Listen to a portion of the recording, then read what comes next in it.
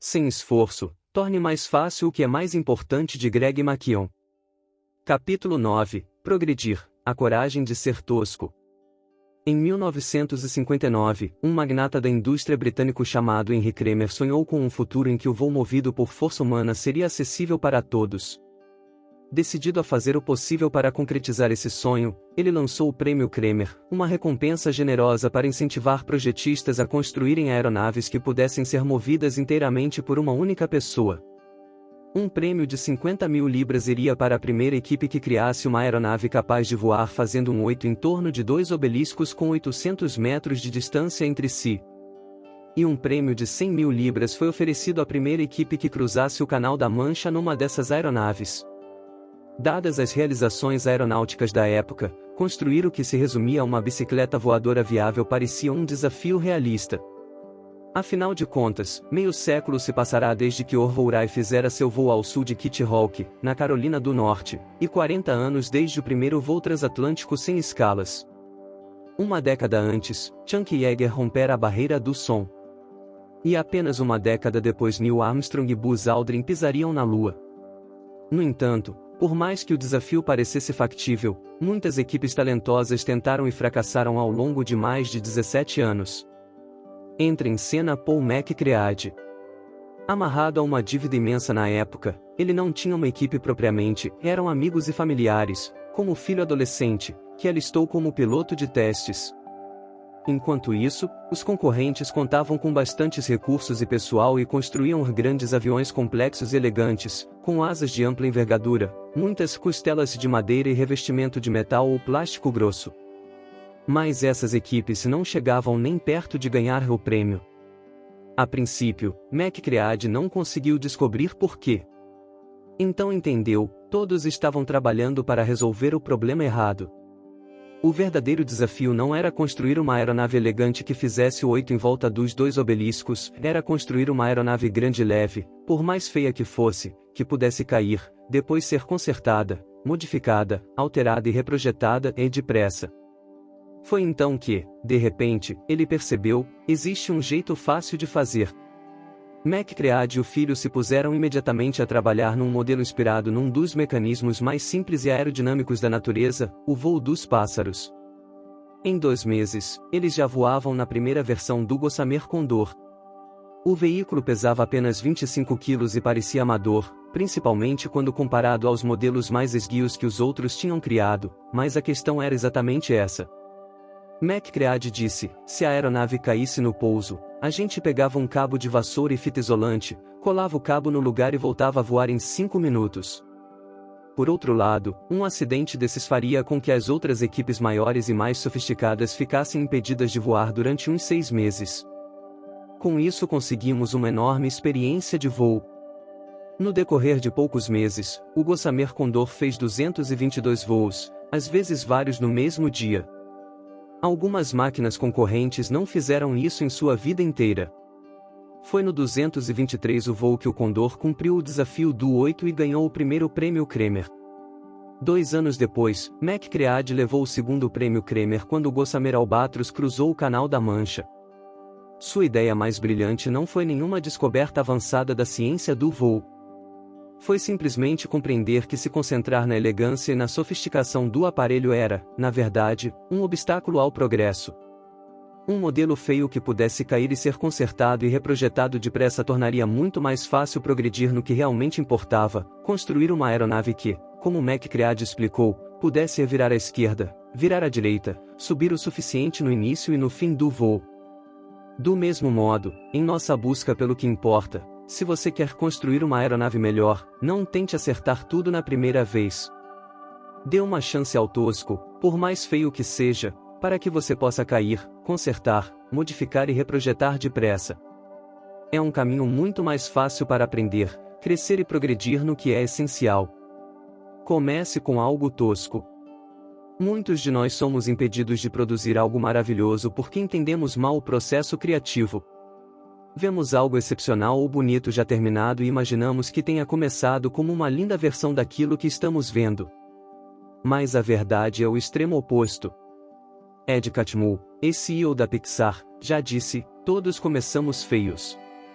Todas as histórias da Pixar começam assim. Os primeiros esboços, de acordo com Catmull, são esquisitos e deformados, vulneráveis e incompletos. É por isso que Catmull sempre trabalhou muito para promover uma cultura que criasse espaço para o tosco, porque ele sabe que não haveria Buzz Lightyear sem centenas de ideias horríveis pelo caminho.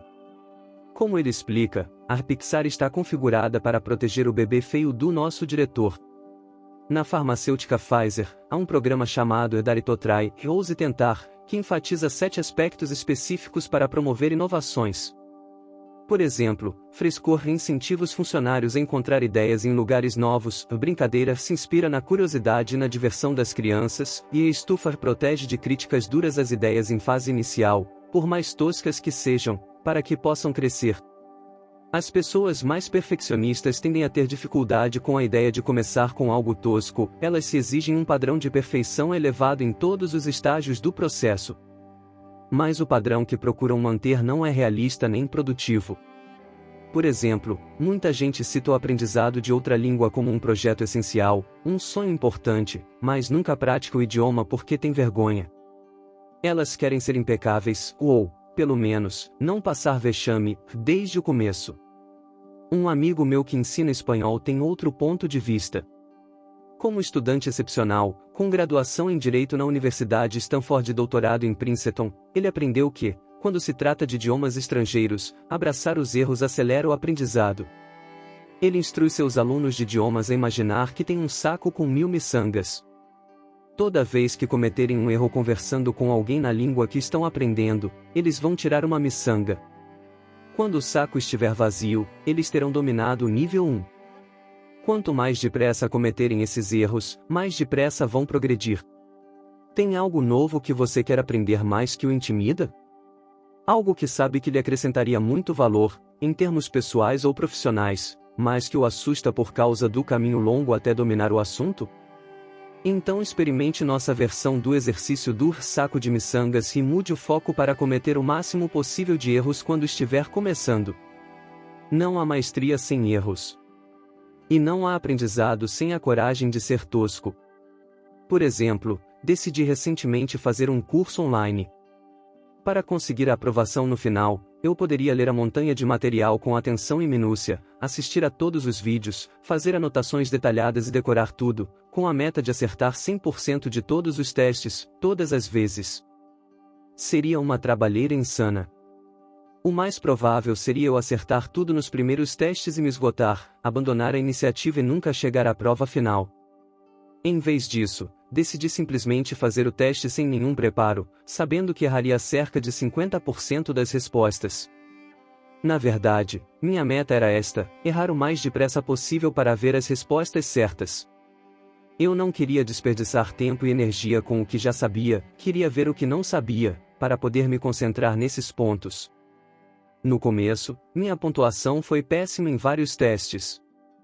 Aí eu olhava o que tinha errado e fazia novos testes. Logo minha pontuação melhorou um pouco, depois melhorou mais.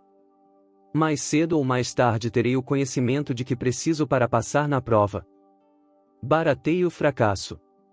Dar a si mesmo permissão para errar exige coragem. Assusta. Ficamos vulneráveis. Quanto mais coisa em jogo, mais coragem é necessária. Assim, dado que nossa reserva de coragem é limitada, queremos encontrar um jeito de experimentar o fracasso, e de aprender com ele, que seja o mais barato possível. Por exemplo, quando nossos filhos eram menores, Ana e eu queríamos que tivessem a oportunidade de fazer besteira com o dinheiro enquanto havia pouca coisa em jogo. Afinal de contas, achávamos melhor que cometessem erros com a mesada aos 8 e 10 anos do que com a poupança quando adultos. Assim, lhes demos 3 potes de vidro, um para caridade, um para poupar e um para gastar. Quando recebiam a mesada, cabia a eles decidir onde pôr o dinheiro. Não oferecemos conselhos sobre qual quantia poupar ou gastar. Queríamos que eles tomassem as decisões, principalmente as ruins. Por exemplo, certa vez nosso filho gastou $40 num carro de corrida elétrico e depois se arrependeu, pois o dinheiro fez falta para uma compra grande de Lego para a qual estava poupando. Hoje ele é adolescente e está economizando para uma viagem em missão humanitária, e tenho certeza de que não se arrependerá. Isso porque aprendeu com seus erros quando os riscos eram menores. Não queremos que nossos filhos aprendam a lidar com dinheiro do jeito mais difícil, queremos que aprendam do jeito fácil, do jeito mais barato. Para progredir sem esforço naquilo que importa, os erros do aprendizado devem ser incentivados. Isso não é dar a si ou aos outros permissão para produzir constantemente trabalho de má qualidade, é simplesmente se libertar da pressão absurda de fazer tudo sempre com perfeição. Como Reid Hoffman, um dos fundadores do PayPal e do LinkedIn, disse a Ben Casnocha, seu recém-contratado braço direito, para avançar depressa, espero que você dê alguns passos em falso.